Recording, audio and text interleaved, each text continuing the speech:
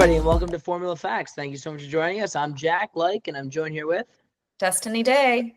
Destinee. Let's get right into it. Miami GP, right? We just got through it last week. It was definitely a big week for us. We'll get into it later. You were there, but there was definitely a lot of drama. Let's get right into it. So much to talk about. Starting off with what was the biggest news of the weekend. Max missed media day because he was having the birth of his first child. So in the most Max fashion, right? Like, it is so Max that he was like, oh no, I'm having a baby. Guess I can't talk to the press. Like, but I thought, oh, that would probably affect his performance for the weekend. And it didn't. You're right. It's definitely the most Max thing to do. If Max could have chosen the perfect day, right, to have his kid, it's on a day when he'd have to talk to the media. So I'm sure he was very happy about that. But like you said, it really didn't affect his performance. I know he went out there in qualifying, and that was really impressive what he did. I'm sure we'll get that into a second when we get into qualifying. But you look right after what happened with Max, and after having his first daughter, right, Lily, was the sprint. That went right into the sprint, and sprint qualifying was insane. Oh, okay. It's so crazy to actually be there in person for a qualifying and to hear the crowds. It doesn't matter what qualifying it was, sprint or Grand Prix.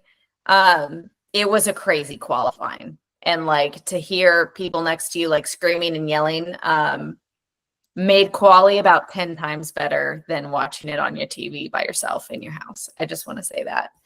But yeah, it was a crazy quali. Yeah, and I think the main component of that was Kimi Antonelli, right? Kimi Antonelli getting that #1 spot on the grid. I thought for sure when he did that, you had manifested a podium for this kid. And I didn't. The 1 week I didn't predict it. I was thinking that to myself. I'm like, I pick him every week, and it wasn't up there. I saw that. I'm like, I'm so disappointed. It was crazy. Watching him whip around the track, you knew it when you saw him. You knew he was going to put it on pole because no one was pushing the cars to the limits like he was in that moment. So it was impressive. It took a lot of skill, especially on a weekend where it was on and off raining and you honestly didn't know what conditions you were going to get minute to minute. Yeah, it was definitely an insane one. I mean, look at the rest of the starting grid. It really wasn't that much of a surprise, right? Because you see McLaren right after that 2-3, and then Max, and then Russell, and then you got the Ferraris. But that really wasn't a surprise when you look at the starting grid besides Kimi. But then you look at the actual race and how disappointing it was for Kimi and Max, and you can get into that, right? And you can go on that forever. But you see, if you look at the final standings, what happened in the sprint, right? You see Racing Bulls, Isaac Hadjar gets it at #10. Nico Hulkenberg gets the Sauber into the #9 spot. Like, it's crazy. It was so crazy. I was kind of surprised by Hulkenberg, honestly. Like, he did really well. Did really well. Yeah, I mean, he always pulls out something. Right, he's the driver that's been going the longest that has not gotten a podium yet, right, in F1. It's insane. Like, how many races he's gone. He's got nothing. But look at Yuki Tsunoda. Yuki Tsunoda had a good race, right? He got 6th. So good for him on that, after a big struggle in that Red Bull car. Finally. That was my reaction. Like, finally. We're not at the bottom of the points, we're kind of climbing back up. So I was very happy for Yuki. That was a good, sprint was good. I was so disappointed that Kimi didn't win. And that Lando, I was happy that Lando beat Oscar, but I don't like Oscar. This is no secret. So I will take a Lando win over an Oscar win any day. Yeah, it was good for Kimi. Kimi recovered after that little crash he had with Verstappen coming out of the pits. But, Verstappen didn't, right? Verstappen finished last, obviously besides the drivers that didn't stop racing. So, been disappointing for him. And, on the bright side, I feel like Lewis got a podium, but it was another sprint. This man can only perform well in sprints. He's like the Danny Rick of Ferrari right now. He's only doing well in sprints. And really, Danny only did well in one, so that's not even a great analogy. It was just one of those like weird sprints that like really nothing happened nothing I expected to happen really happened. I was expecting Kimi was gonna stay, right, at least get a podium after that. And you know what else is crazy? Lance Stroll finishing 5th in the Aston Martin, and that's something you're not gonna see ever again. And it's Lance Stroll. Like, it's one thing if it's Alonso in the Aston Martin, right? Completely different that it's Lance Stroll. We already know what the Aston Martin Drive to Survive episode. We already know which one it's going to be. It's going to be Miami, Lance Stroll, and they're going to make it 5 minutes long of him going all the way around and then finishing 5th and coming out like he's on top of the world. Meanwhile, he doesn't even care. He doesn't even know why he's there. It's such a mess. No. And honestly, one of the best parts about that sprint was that Fernando Alonso wrecked right in front of our seats.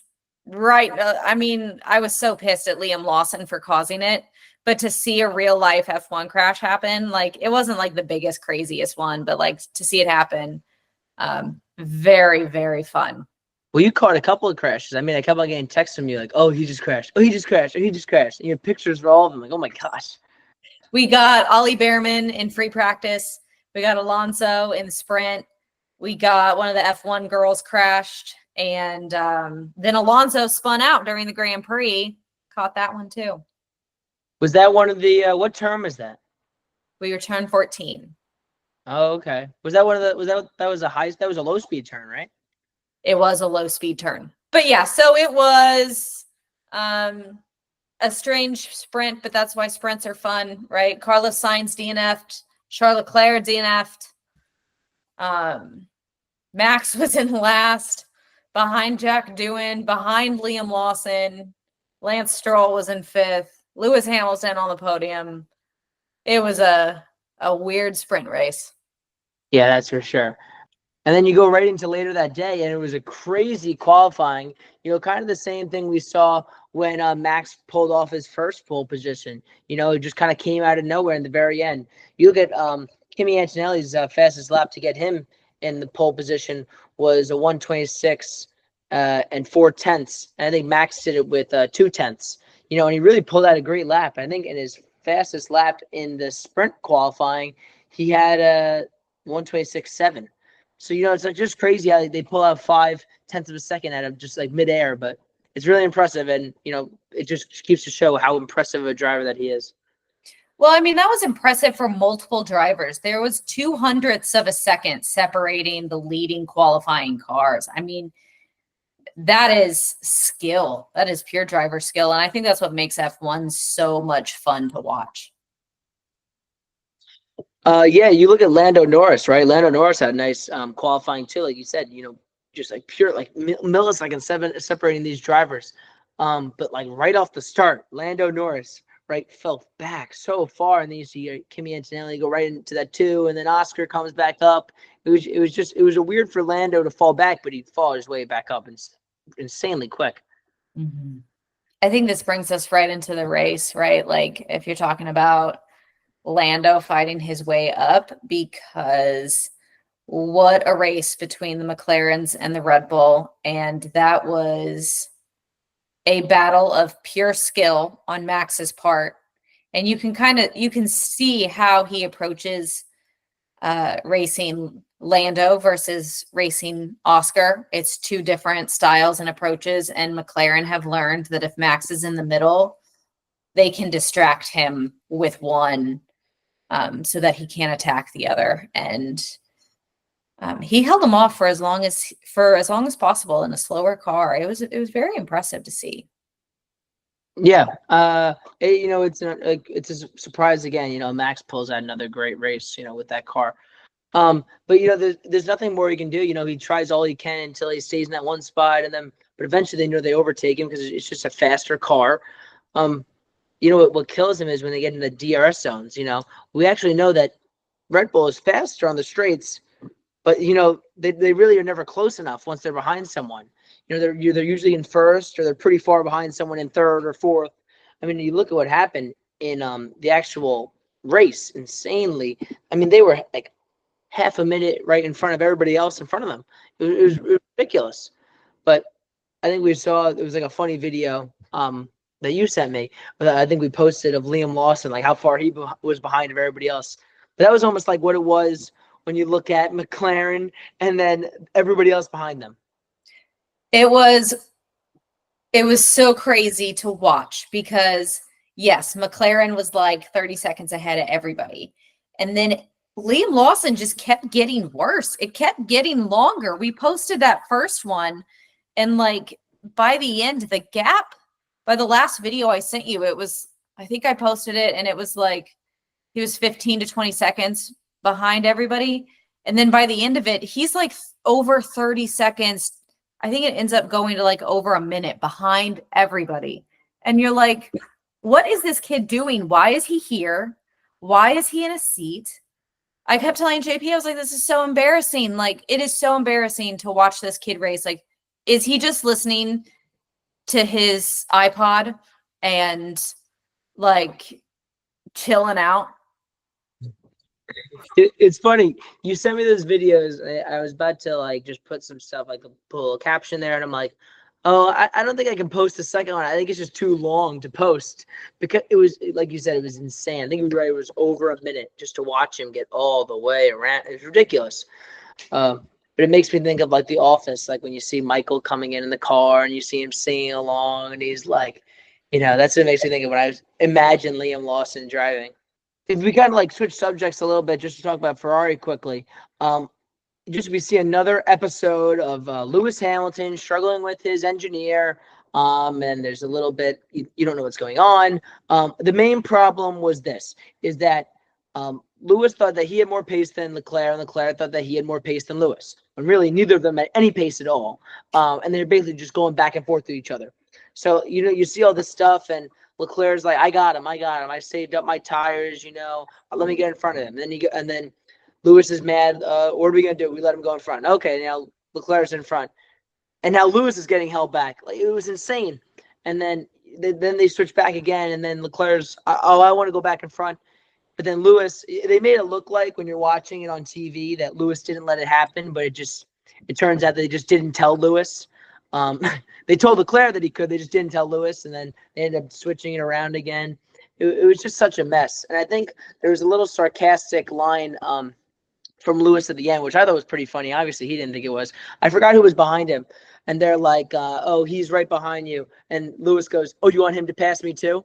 And it was just another episode of Lewis Hamilton struggling with the engineers. But what more can you expect out of Ferrari? I mean, that is just the bottom line. There's a whole Instagram account that just makes up stupid stuff that Ferrari could say to their drivers because it's all true. Yeah. I mean, we couldn't hear it in the grandstand, so it was something I learned about after the fact. But, I mean, you could see Lewis was struggling in the race. You could see that Leclerc did have pace. I mean, it's disappointing to see him struggle there like that. It's just not you can tell it's not how Lewis operates. Carlos Sainz came out of the race feeling the exact same way. He was on the radio to Williams saying, this is not how I like to go racing. So he's not the only one that's dissatisfied with team strategy and radio communication. It's something that we've seen all year, right? We've seen Max struggling. We've seen Carlos, like you said. We've definitely seen Lewis. We've seen Leclerc. Even Albon has been complaining a little bit over the team radio about the car. It's just something that these drivers, they're all very fierce competitors, and this is just something that happens in competition, and if that little thing, the strategy that can get you guys to go ahead, and they want that to be perfect. So I guess you have to understand, but I guess it's funny from a fan perspective, but I guess it's not very funny for them. Like you go back to see what you said with Williams. You see another Williams 2-point finishers. That's something you haven't seen in a while. I guess you've seen it a lot this year, but comparatively to the years past, when was the last time you've seen that, right? And then, like you said about Yuki, I'm sure that Christian Horner is finally happy that we're not. Well, like I said to you before, it's always very easy to see the constructor standings for Red Bull. You just look at Max standings, but now we have to actually look at the actual constructor standings because Yuki's scored a couple points recently. But I guess Yuki's excited because in the sprint, he scored more points than Max did. So I mean, it's great to have a Red Bull driver scoring points. End of story. That's not Max. You know, like I don't care. Just like please don't DNF or wreck the car and please just score some kind of a point. Like please, as a Red Bull fan, please. That's all we can ask for. That's all we're asking for. Another impressive race for Mercedes too, right? Look at Mercedes, George Russell finishing on the podium. Very impressive for him. He's had a great year. And I'm someone that's really not a George Russell fan, but he's really impressed me this year. I think Kimi Antonelli finishing in that 6th spot, which is awesome for him. I think we were seeing towards the end, he was trying to get caught a little bit by Leclerc, but he didn't at the end. But it was close. But Kimi had another great race. Like you said, Alpine getting in the 5. And that's something that I never would have expected. Alex Albon consistently doing better than Carlos Sainz. I know, right? It's such a surprise. And you can see that Carlos is so frustrated by it. But, like, you know what? Like, good for Alex Albon. Like, he's really great. And I just want to circle back to something real quick that, like, kind of came out at the end of the race. I mean, Christian Horner really came for George Russell and really tried to take him off the podium at the end of the race and went to the stewards and said that George did not follow the virtual safety car instructions and lower his speed. And went to go fight for that for Max, which, like, love it or hate it, right? Christian Horner's doing his job as a team principal. So I love to see it. I love to see him, like, fighting for his team and doing whatever it is that will get them the points. But that was, you know, ultimately they were like, no, this has no merit. But there were a few moments behind or at the end of the Grand Prix where we were like, is Max going to take George's spot? I don't know. But no, very happy for Mercedes. And it's funny when you say that after we look at what happened last week when we were talking about George Russell possibly taking that Red Bull spot. So, you know, looks like maybe George Russell's out of that Red Bull, which I'm perfectly fine with. Just let's leave Max to where he is. Let's not move him anywhere. Because if Max leaves, we're screwed. If Max leaves, I'm not a Red Bull fan anymore. I have no problem saying that. Ferrari was my backup team until they booted Sainz.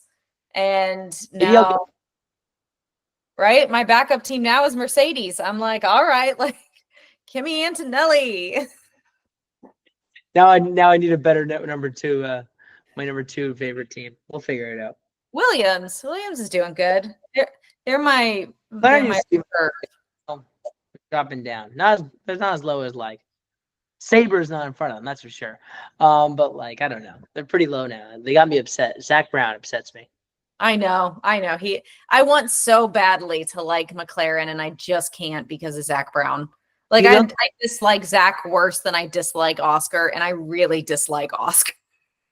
They have Zach now during the F1 broadcast, like, as like a little side commentator. It's so irritating. It is so annoying. I'm watching the race, and all of a sudden they're like, here's Zach Brown. I'm like, no. What does he have to say? And he just, like, says something like, you know, like, we're all calm here, McLaren, you know, we'll let him race. I'm like, oh, shut up, Zach. I don't want to hear you. You know, go back to, I don't want to hear it. It's so annoying. But, you know, they're having a great year, though. What can you say? I know. Well, I mean, before we get into some other drama that happened after the race, I did want to have a few quick points on, like, attending the Grand Prix this weekend, because it was more than just attending the race. I got to spend some time at the F1 Academy premiere and see the first episode, which I think would give some context into the F1 Academy race that the single race that happened this weekend. But for a lot of people that don't have any background on F1 Academy or haven't seen our content around what it is, the first episode really sets up the who, what, where, when, why, how of the F1 Academy. They lay out a few of the drivers, what the rules are, what the intention of the Academy is.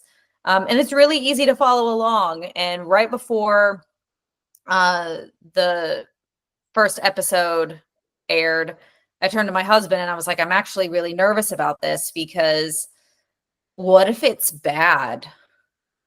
Like, I love Drive to Survive. I love all the content around F1, but it has never occurred to me that this could be bad because it's not made by the same people that make Drive to Survive. It's made by Hello Sunshine, Reese Witherspoon's company. And so I had a brief moment of panicking. But rest assured, it is not bad. It was very good. We both walked away from it saying, "Oh, that was really good. We were really happy with that." All the drivers were there. Susie Wolf was there. Reese Witherspoon was there. Tons of people. F1 drivers were there. So it was really fun. And then the next day we got to see the F1 Academy race. And that was really good and really exciting to see one live, especially after you've watched the episode and you can identify with the drivers exactly why Drive to Survive and F1 have become so successful. So I have high hopes for F1 Academy and the series. Now, when you're watching the F1 Academy episode, is it kind of like, is it like Drive to Survive? Yeah, a little bit. It's,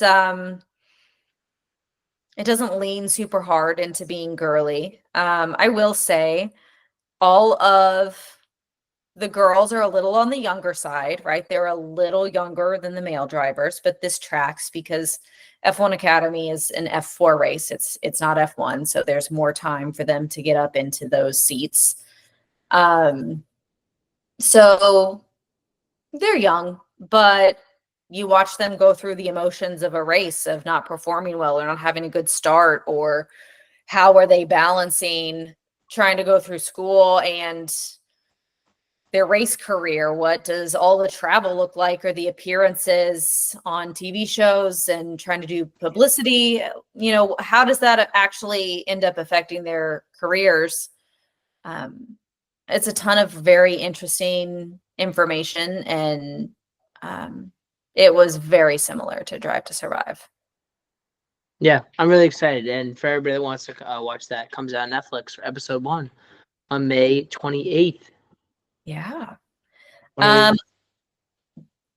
would love to talk about the actual F1 Academy race. I didn't watch it. Sorry.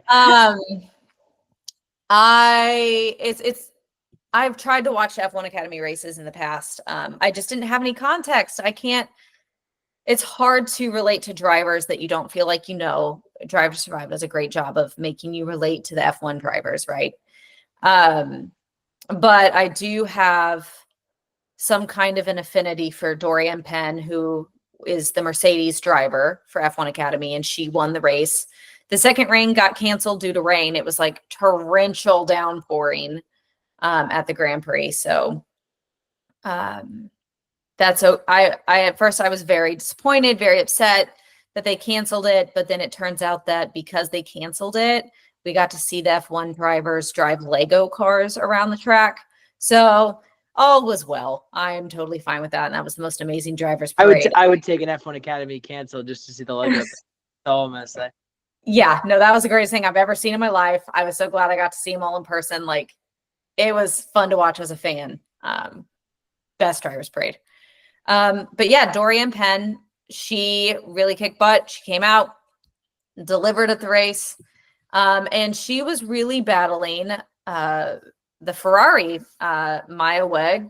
She is probably one of her biggest rivals for the F1 Academy Championship. So it's going to come down to those two.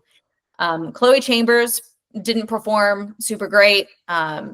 She qualified well, but at the end of the day, didn't perform like she needed to perform. And, you know, shockingly, Tina Houseman, the Formula One Academy or the F1 Academy driver for Aston Martin, is really good. So who knows, you know, just because an F1 team sponsors them does not mean that maybe they have the same poor performance as the F1 team they are affiliated with. And that's something else I think would be easier, like, to recognize. Like if they like the teams, like it's so hard. Like I tried to watch like an F2 the other day because I was like, oh, there's nothing going on. Let's see. F2 is on. Let's see if I can watch it.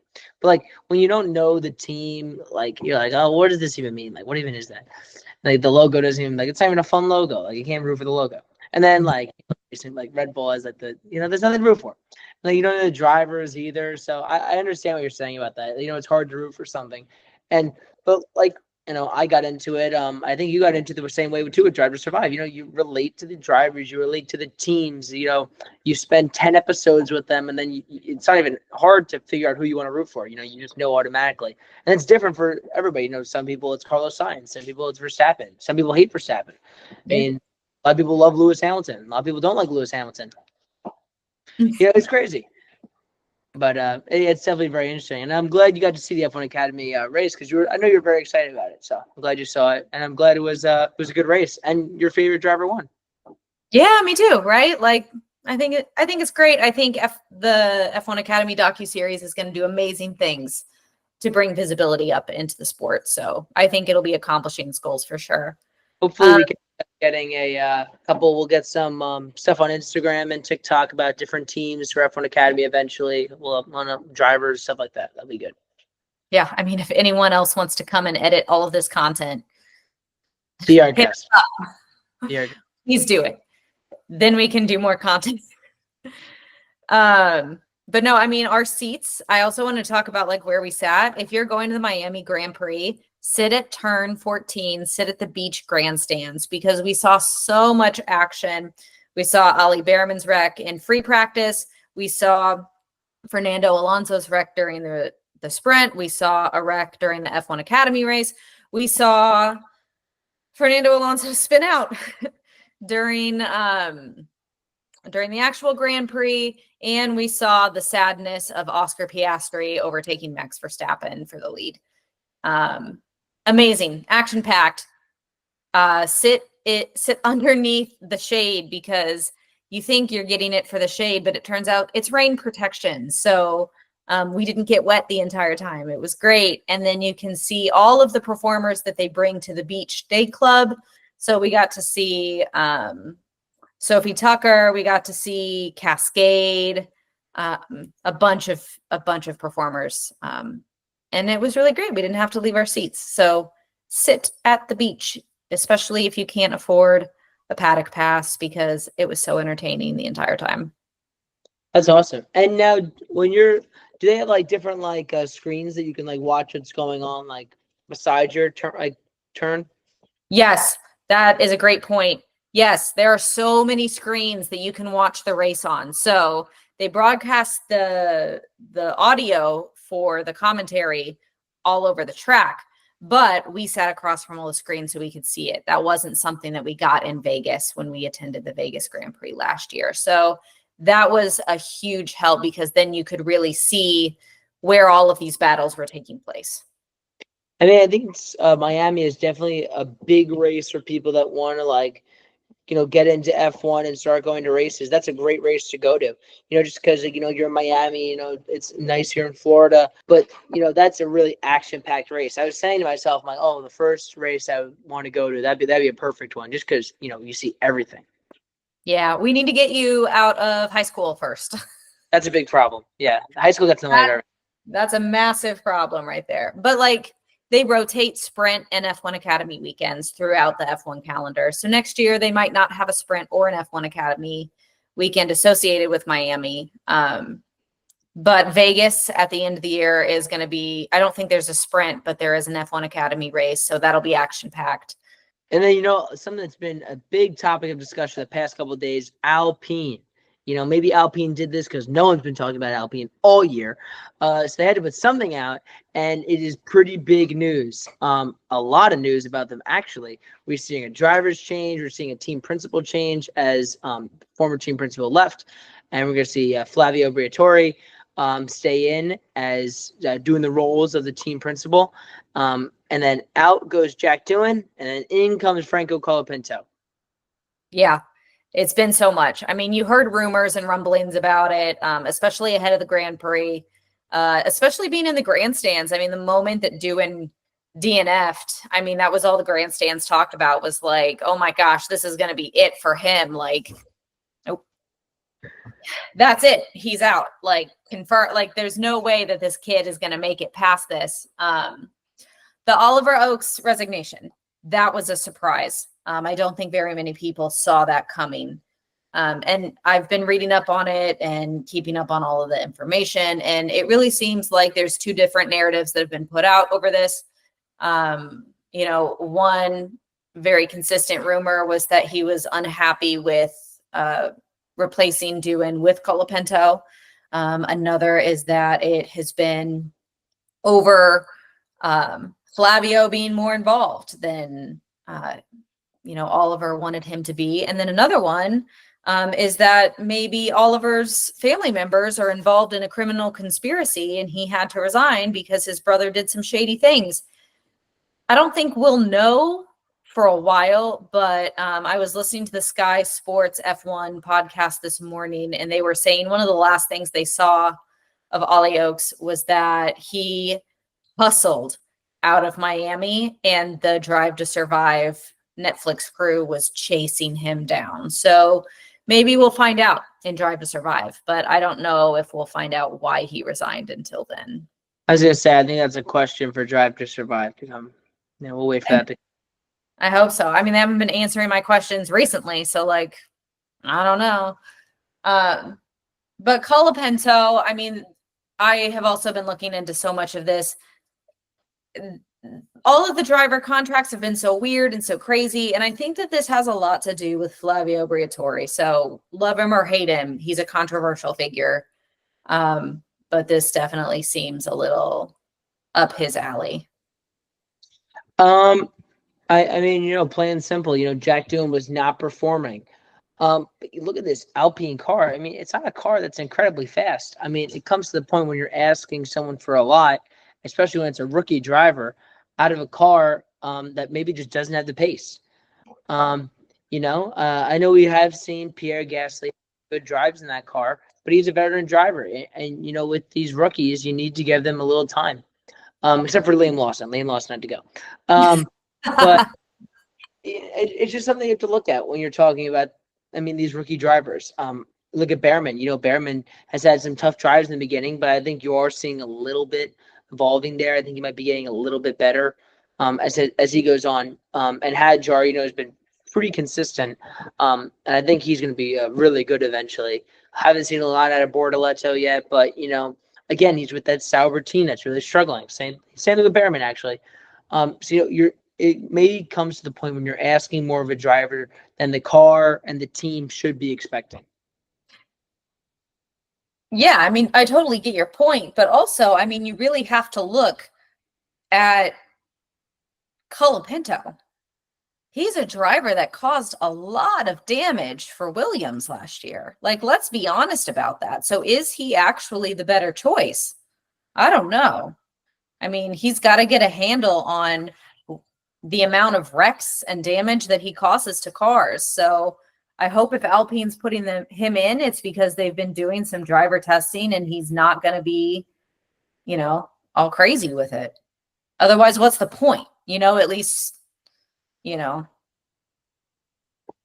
don't know what sort of two evils is in that situation. Yeah, I mean, it's definitely going to be something interesting, and I really don't think we're going to see a big difference at Colapinto. I mean, like you said, Williams last year, I mean, every 10 seconds you turn around and he was in a wall. It was ridiculous. So, again, like I said, like we said about Briatore, he's someone that, expects a lot out of these drivers. And I don't think he's going to get anything different out of Franco than maybe he's expecting a lot of good things out of him. But I think it's funny when you go back to the Alpine episode in Drive to Survive when they picked Doohan. And then Doohan came in and he's talking to Flavio and Flavio's saying, you got the spot for next year. But he's not like, these other kind of team principals are where they're all excited and they're giving them, he's, straight out there like, you have the spot, don't mess it up. What happened? You messed it up. So I think there's low confidence there. I think he knows this Alpine team is a struggle. So maybe he's trying to just look for the right puzzle pieces that he can fit in. Again, I was listening to the Sky Sports coverage this morning on it, and they were saying this speaks volumes for Mercedes and their development of Kimi Antonelli as a rookie. I mean, they put in a ton of time and effort into getting him up to speed where maybe other teams with other rookies didn't do it. And that's really paying off for Mercedes. So, I mean, you have to look at driver development and the amount of time that you're spending with your driver, getting them up to speed. I think it's a nice little segue when you look into the seat. And this is something that I think, but I don't know if you agree with me on. When they put Kimi Antonelli into that spot, not that there wasn't a lot of thinking going on, but they made it seem like that decision was kind of, some people thought it should have happened. Some people thought it shouldn't have happened. Like it was a lot of like, maybe, maybe not. So maybe putting Kimi in that seat was a gamble, that's for sure. But once they got him in that seat and they said, Kimi's our driver next year. He's going to be on Mercedes 2025. Then they started putting all that work in. And I think that really showed off in the seat how much work they put in, all the stats that they looked at. It's crazy all the stuff that they were looking at. And I'm looking at them like, oh my gosh, look at the red bar and the green bar. And they're all reading it like they know what it means. But it's crazy all the stuff that how in depth they went in with Kimi after kind of taking a gamble on this kid, the youngest kid that's going to come in. It's insane. And it paid off. It really did. It really paid off. What did you think of the seat? Did you like it? Did you dislike it? I did like it. That's for sure. I mean, it was very good. I think there could have been a little more into the decision to pick Kimi Antonelli. That seat, literally the seat that he is going into, means so much to Formula One, to Mercedes. That's Lewis Hamilton's seat. That's someone that won 7 world championships. It's insane how much that meant to Mercedes, how much it meant to Toto, and that they're going to give that seat right to a rookie, one of the youngest drivers. That's insane. So I wish they could have went a little bit more into that and how that decision was hard to make. It was kind of more like, okay, Lewis left, and then we picked Kimi, and then it went into all this stuff about Kimi. But I wish they could have showed a little more about why they chose Kimi, who else they were looking at. They kind of just showed all the like different WhatsApp messages, everybody like disagreeing on Kimi. I wish they could have actually showed the conversations they were thinking about, why they were doubting him, who else were they going to try to put in, different things like that. But again, yeah. I think they did a very good job. Could have been a little bit longer, yes. But I think if they did make it longer, I would have liked more of that stuff in it. Yeah, I loved it. I watched it on an airplane. It made me like not emotional, like I was sobbing on the plane, right? But it made me have a lot of feelings that Drive to Survive hasn't invoked in me in a long time, right? Like the whole conversation between Kimi and his dad, and then Kimi's dad giving him the little keychain, and you could really feel how sad Kimi was when he wrecked out before his big announcement, right? That was disappointing, not the way he wanted to announce that he was the driver for Mercedes. I think knowing his performance, right? He was the youngest pole sitter, a couple of days before this came out. It had a lot to do with it. So I feel like Mercedes really touched on the emotional element of it. And I walked away being a massive Kimi Antonelli fan. It like sealed the deal that Mercedes is my second driver team, right? Like Red Bull's my first driver, but Mercedes is my second driver and Williams is my reserve driver. But I think it really set everybody up to get back on the Mercedes fan train, because after Lewis lost to Max, it's really been the Red Bull story until recently when it's been McLaren. Like Mercedes used to be the team. And I feel like this is bringing everybody back, and it feels like, yes, this is the next chapter. This is what it is. And I think we really haven't seen a big Mercedes part into Drive to Survive since, when they kept on winning all these championships, they didn't want to be a part of Drive to Survive. So we really didn't see this kind of whole, like how well it was going for them. But I think this year when Drive to Survive comes out eventually, we're gonna see, what it's like coming back. There's, like you said, this new chapter, just for the team, but also for racing, as you see this, these two young drivers coming in, and what's gonna happen for this team as they make a comeback. And I think, for me, I did not expect them to do this well. I was expecting a little bit. I thought they'd be doing way worse than this. And like you said, it definitely was emotional watching Kimi Antonelli. I already liked him, but I think I like him even more now. He might be my number 2 favorite driver. I was always Carlos Sainz, but he's not doing very well, so it's hard to watch him right now, and he's complaining a lot. But Kimi Antonelli, definitely, I think it's someone I can root for a while. As Max is getting older, Kimi's really young, so that's exciting. That there's a lot of young talent that's still in the sport.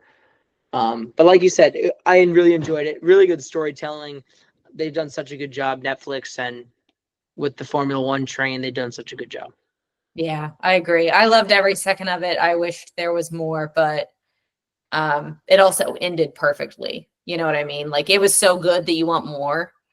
But I loved it. I thought it was great. And it was kept quiet. It was relatively quiet. Like, I didn't really learn about it until they officially made the announcement. I didn't realize they were having the premiere in Miami, and then it was out, I felt like. So I'm glad that it did come out, whatever ended up happening with all of that. Yeah, I'm excited to see Kimi in Drive to Survive. I think he'll have a couple good moments. He's funny. I like when he talks. He has some funny stuff that he says. He's good. So it's going to be really exciting. Yeah. Well, thank you, everybody, for watching Formula Facts. Definitely a longer episode, but it was good. We got to go into a little bit more news than we usually do, which was a lot of fun. And we got to do a little bit more reviews as we talked about the seat. We'll get another episode out before Imola comes out, and that's going to be definitely a big weekend. We're going to be putting a lot of stuff out, so that's going to be really exciting. So thank you so much for watching. I am Jack Like. I'm Destinee Day.